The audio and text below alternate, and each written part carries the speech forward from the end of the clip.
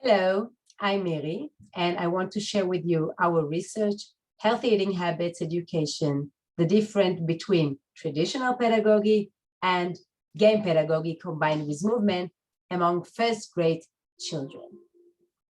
We live in a time when people are less active, eat a lot of industrial food, and spend a lot of time in front of screens.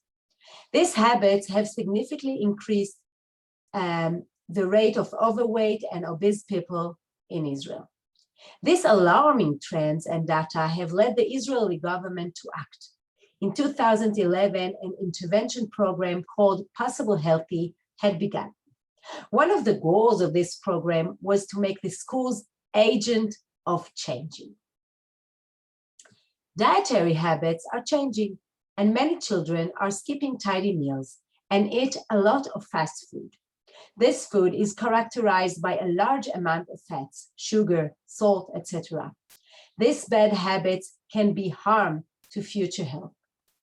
National survey on the state of health and nutrition among 2 till 11 years old in Israel showed that 7.5% of children are defined as fat and 9% are overweight.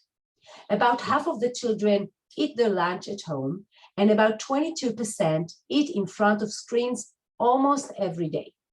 A lot of money is invested in advertising unhealthy food, which contribute to unhealthy eating habits. Over the past few decades, changes have taken place in the education system.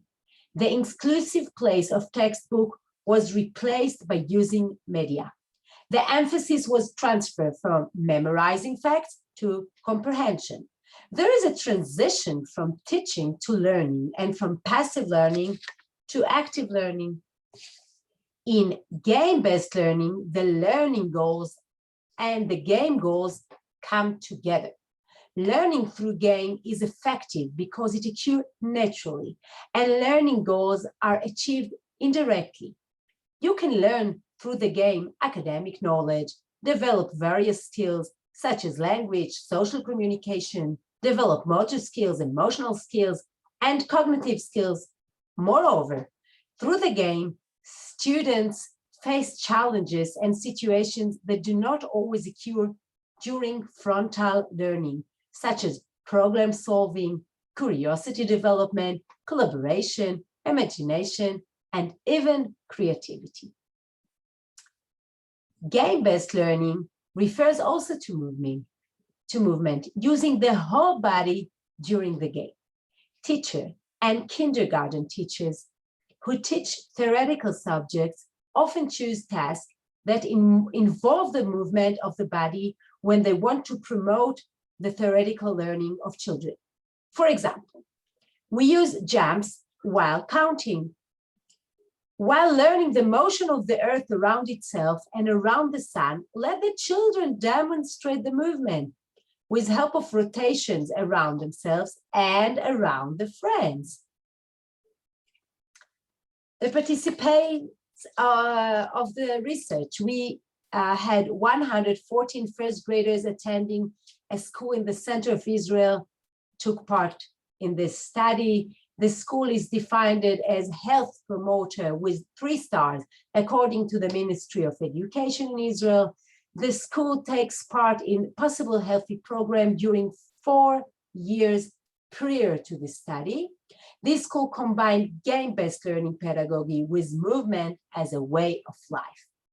First graders did not study the health nutrition teaching unit prior to the study, and therefore served in the present study as an experimental group who studies this subject in play pedagogy combined with movement, and as a control group which learned this in a traditional pedagogy. 140 students answered the first questionnaire before intervention, while only 62 participants answered the second questionnaire after intervention while they were at home because of COVID-19. That is why we wanted to know and to check if there were gender differences between groups and in groups.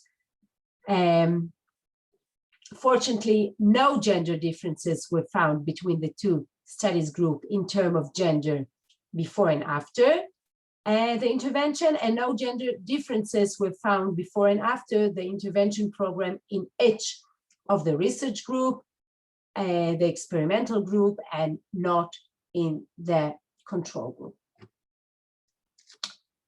4 classes of first graders were divided into 2 research groups. 2 classes served as an experimental group that studied the teaching unit in play pedagogy combined with movement, and 2 classes learned in a traditional pedagogy. The physical education teacher at this school, Hadass, taught the nutrition teaching unit in both pedagogy once a week over 6 weeks of the research. At the traditional pedagogy, we show them a PowerPoint, a presentation of fruits and vegetables, and then we divided them into 5 colors group according the color power groups. Among the game pedagogy and combined with movement, we used games, for example, sorting fruits and vegetables into 5 colors while running a messenger race, or sitting in a circle playing fruit salad, where each child is giving a name of fruit according the 5 colors. For example, banana, kiwi, and when announcing the name of the color, for example, yellow, the children whose fruit is pronounced were changing places. We used 2 questionnaires of eating habits, 33 items on Likert scale 1 till 5. For example, are you giving up dinner? If they answer never, it was 1. If they answer always, it was 5.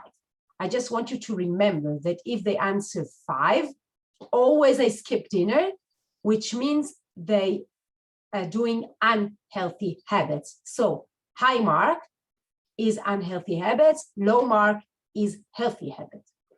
A knowledge test, 22 questions. For example, the milk group helps the bones to be strong because the milk contains calcium, urine, sugar. Oh, I don't know.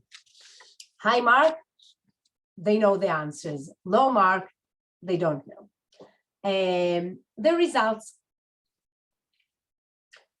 The results, we show them between groups and in groups. T-test was performed for independent samples. The findings indicate that before the intervention program, the mean eating habits of the control group were significantly higher.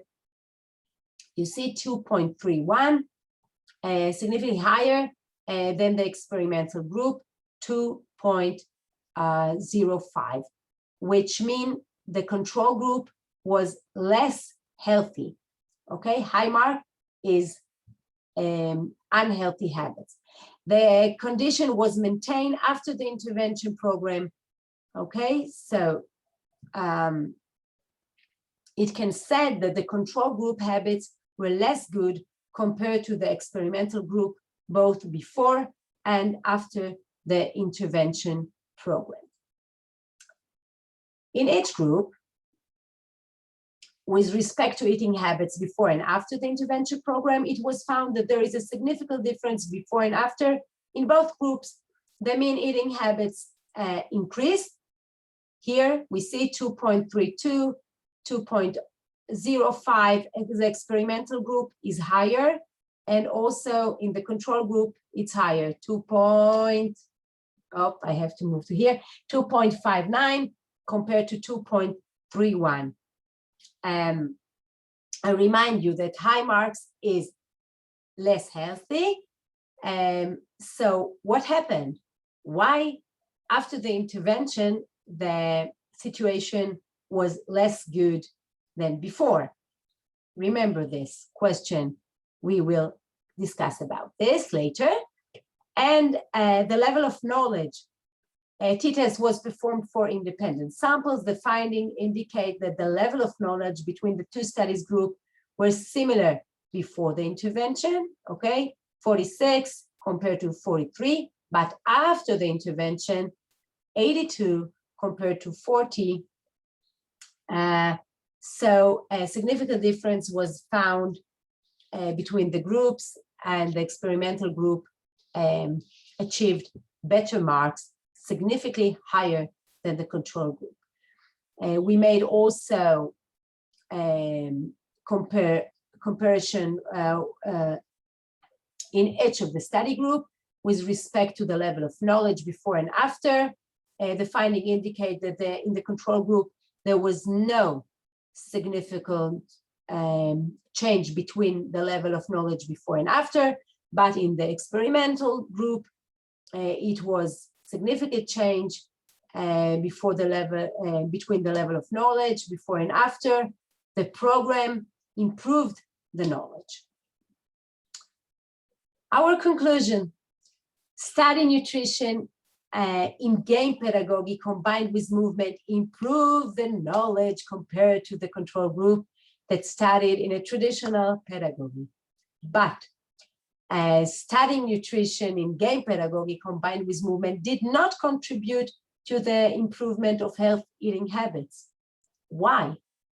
It is possible that the reason for the lack of influence lies in the period in which the study was conducted during the corona epidemic, a time when the routine was disturbed, while the students learned from distance at home. Studies indicate that during the big holiday, many children changed their eating habits and gained weight.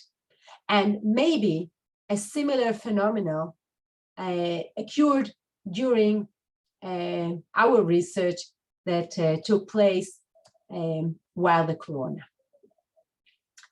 Thank you very much for your listening.